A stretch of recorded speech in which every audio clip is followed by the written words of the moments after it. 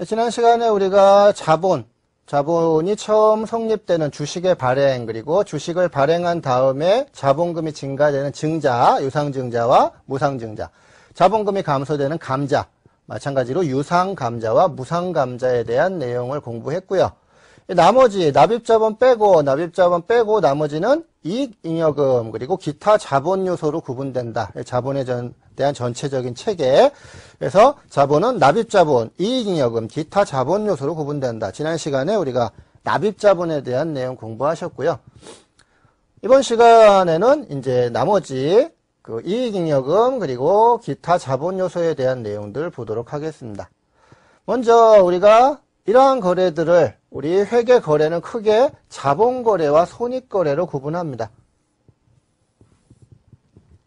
자본거래란 것은 주주와의 거래를 자본거래라고 부릅니다. 주주와의 거래를 자본거래, 그리고 나머지 거래를 손익거래라고 부릅니다.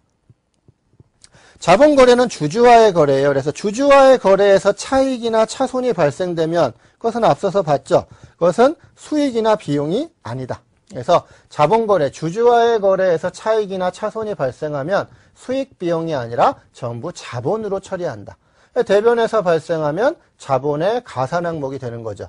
주식 발행 초과금, 자기 주식 처분이익, 감자 차익, 이런 것들이죠. 이런 것들.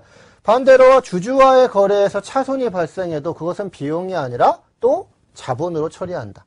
주식 할인 발행 차금, 감자 차손, 자기 주식 처분 손실, 이런 것들이죠. 그리고 자기 주식도 마찬가지죠. 이런 것들은 자본의 차감 항목이다. 차변에서 발생되는 자본이니까요. 그래서 주주와의 거래를 자본거래라고 부르고요. 자본거래에서 발생하는 차익, 차손은 전부 다 자본으로 처리한다. 자본으로, 수익 비용이 아니라. 나머지를 손익거래라고 부릅니다. 손익거래. 손익거래에서 발생되는 것이 이제 수익과 비용이 되겠죠. 수익과 비용을 더하기 빼기 해서 나머지가 이익이나 손실이 되는 거죠. 이러한 손익거래의 결과는 일반적으로 손익계산서로 가게 됩니다. 손익계산서. 이것이 수익과 비용이죠. 수익과 비용.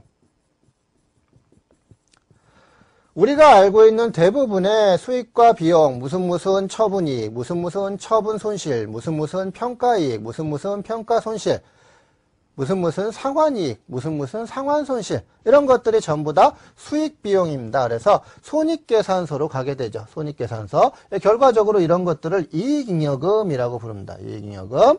그런데 손익거래인데, 그러니까 주주와의 거래가 아니에요. 주주와의 거래가 아니라 손익거래입니다. 나머지 거래인데 손익계산서로 가지 않는 항목들이 있어요. 이게 뭐냐면 기타 포괄손익입니다. 그래서 수익 비용이 아니에요. 그래서 당기순이익에는 포함되지 않죠. 근데 포괄손익에는 포함이 되는 손익입니다. 그래서 수익 빼기 비용이 당기순이익이죠. 여기에 더하기 빼기 기타 포괄손익이 총 포괄손익이죠. 그래서 여기에 들어가는 거죠. 그래서 넓은 의미, 포괄적인 의미에서 보면 수익이나 비용이에요. 손익이에요. 손익. 그렇지만 당기순이익에는 포함되지 않는 손익. 이것이 기타 포괄손익입니다. 우리가 알고 있는 대표적인 것이 매도 가능 금융자산 평가이익, 또는 매도 가능 금융자산 평가손실, 또는 유형자산에 대한 재평가잉여금, 이런 것들이죠. 이러한 것들은 넓은 의미에서 보면 당기손익이에요. 그래서 총 포괄손익에는 더하기 빼기가 되죠. 그렇지만 미실현된 손익이기 때문에 대부분이 이런 것들은 당기순이익에는 포함되지 않는다. 그래서 그 손익계산서상 당기순이익으로는 가지 않아요. 그래서 이러한 이익잉여금이 아닌 기타의 포괄손익이다. 그래서 매도 가능 금융자산, 평가이익, 평가손실, 이런 것들이 있겠습니다. 그러면 나머지 이제 이익잉여금은, 이 이익잉여금은 또 어디로 가냐면, 이익이 나면 주주한테 배당을 줘야죠. 배당 주면 배당금으로 이제 사회로 유출되는 거죠. 유출되는 거. 나머지는 회사에 적립하게 됩니다. 그래서 이것이 기타 자본 요소에 들어가는 각종 적립금들이 됩니다. 그래서 이익 준비금이라든지 기타의 법정 적립금이라든지 임의 적립금이라든지 이런 것들이 되겠고요. 나머지는 차기로 넘어가는 구체적인 이익잉여금이 되겠습니다. 이게 이제 자본에서 얘기하는 납입자본, 이익잉여금, 기타 자본 요소죠. 그 중에 이익잉여금이 이 이익잉여금을 칭하게 되겠습니다. 이익잉여금. 그러면 이 이익잉여금은 각종 배당이나 적립이나 나머지 걸로 처분하게 되는데요. 현재 재무상태표에서는 이익이 났다고 해도 그 이익에 대한 처분은 다음 기에 이루어져요. 그래서 1월부터 12월까지 사업연도다, 회계기간이다. 그러면 주주총회를 언제 하냐면 다음 연도 2월이나 3월에 합니다.